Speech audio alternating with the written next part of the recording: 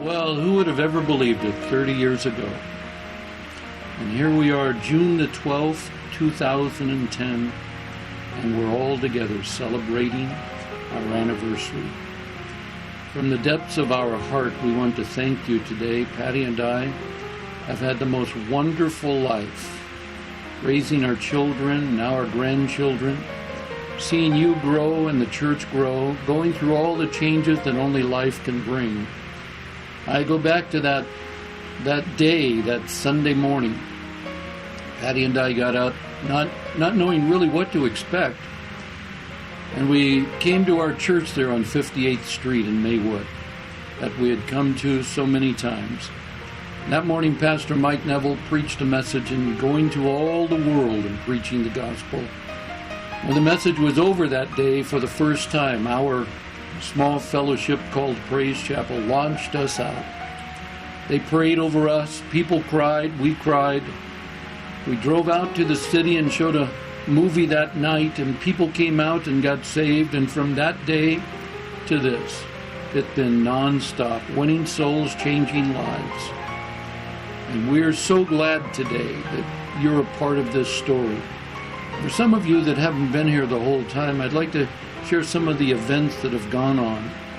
Not just the starting of our church, the call of God that come upon it. Many times the lives that are transformed, it's sort of like the very first service. As we're there, I'm praying and Patty's praying, and we've taken the organ out of our house and put it in the church. She's playing the music that she's going to play that night, and in walks an older woman, Marion Higgins. She says, "My name is Marion Higgins. I live 9 blocks from here, and I'll require a ride home." And we knew our work is cut out for us. A little later on, a lady from down the street walked in, Lucia Sagasta, and with several of her children. And we've seen those children grow up. Some own businesses today, some are in professional trades.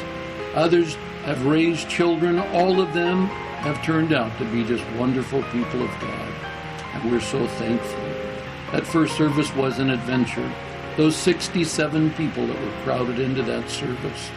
That young pastor standing up in front of them, showing the movie, giving the altar call. Thereafter, services all over, and we talked for a few minutes, then we drove home, and then I got the phone call from my pastor. "Johnny, how did it go?" "Pastor Mike, it went wonderful. You wouldn't believe what went on." And that mailing list, Sister Marion Higgins walked in from the mailing list from 15 years ago. Who would have ever believed it? People answered the altar call and people were saved. And then he asked me that most important of all questions that a pastor must ask. "How was the offering?" I forgot to take one up. And so it was our experience. Just novices, not school trained, not out of the annals of some Bible college somewhere, but out of a congregation in Maywood. We've started the church. That week, preached a revival, and lives were changed every single service. On Thursday night, many of the people from Huntington Park came out and joined us in the service. It was a great celebration. But I'll never forget, as we went on through that week and children were there, and we took that little house that we were in and remodeled it and tore out a wall and made it roomier. As you walked through the building there, the floor was kind of weak in some places, so you had to be careful. You felt like you were going to fall through the floor, but that was Praise Chapel, Ontario. Those helpers there, Norma Diaz, I remember as she came down and helped me sort through the things in the basement. Sister Lucia's daughter was a little skeptical of the church down the street, but from that women's prayer meeting that they had at their house, she became a participant in the church, and it wasn't too long until time went by that she met a young man named Paul.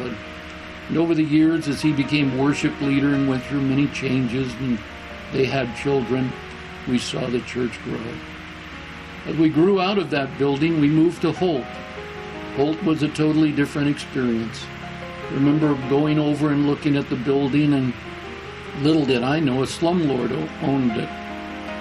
And so as I looked in the windows that were broken on Holt Avenue, Holt Boulevard, as I looked in the windows, I saw the chickens and the turkeys running around, a huge pile of manure. And God spoke to my heart, that's going to be your church.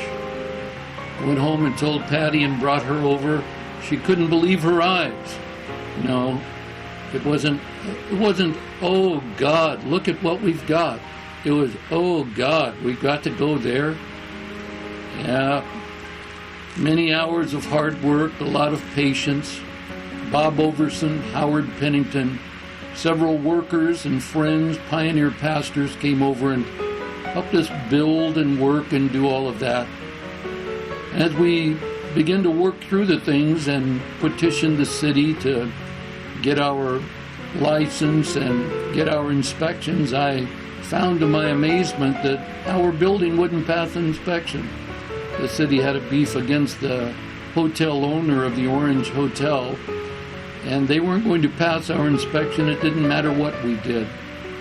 And so here we are, these young pastors. The old guy goes down and buys a generator and brings it back, pulls off the panel, fires up the generator, and we had power. We had church for a couple of years just running generators. Our very big experience, those $1,000 generators, was when the ushers would forget to put any oil in it and they burnt out 4 of them.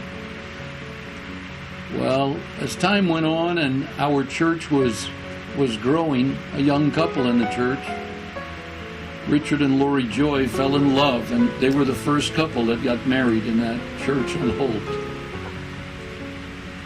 It was an adventure. They had just finished gluing down the carpet. I don't know whether it was the joy of the celebration of the wedding or us getting high on the carpet glue, but everybody had a fun time. We saw many things happen. Paul Diaz preached one night. The generator power went out and he preached by flashlight, and it was probably the most powerful message I ever heard the young man preach. He was a young couple that we had laid hands on and sent them into San Bernardino. We also sent them up to Grants Pass, Oregon. And they came back and became worship leaders for several years there in Ontario. Sister Higgins turned out to be one of the greatest outreach companions that I had ever met. Whether hot or cold, she had her sunbonnet on, her lotion on, and we would go out and hand out flyers at the Chino swap meet. Time went on. They were on Euclid, a young couple we met at a park, John Carroll, and a woman that worked for him, Pat. They came in and they got saved, and the pimp and the prostitute were part of the converts there in Praise Chapel, Ontario. So as we were there on Euclid, and many of the people that are getting saved, there was one particular couple that I remember. A young lady came into the church. Her name was Melinda Moreno.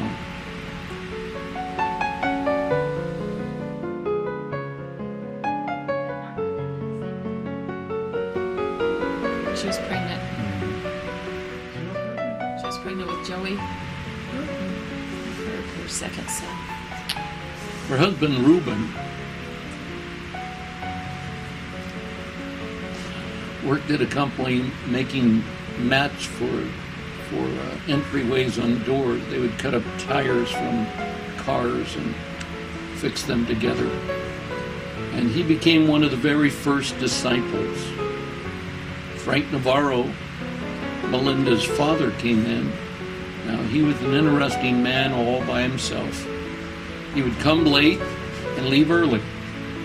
And he had a habit of honking his car for his wife to leave the service and come out and get in it. So I would stop the servant and say, just wait just a minute. And I would run out the door, go out, tell him how happy I was that he came that day. I'd run back in and finish the altar call and all that I was doing. Even the ice cream man paid attention to Praise Chapel. He'd ring his bell, and he knew about what time the altar call was, and he would wait and sell us all ice creams. Sunkist Growers, that was just down the street on Sunkist, the big trucks would come by, and as we were working on the building and the parking lots outside, the man would often stop and we'd go get oranges off his truck. They tasted so good. One day while we were cleaning the parking lot, and there was a big patch, a clump of bushes in the middle of the parking lot, we found a homesteader there, a homeless guy. And lo and behold, if he wasn't hid out in there, and that was his sleeping place, and we brought him inside, cleaned him up, gave him some clothes to wear, and he stuck around until the Kentucky Derby, and he had to leave.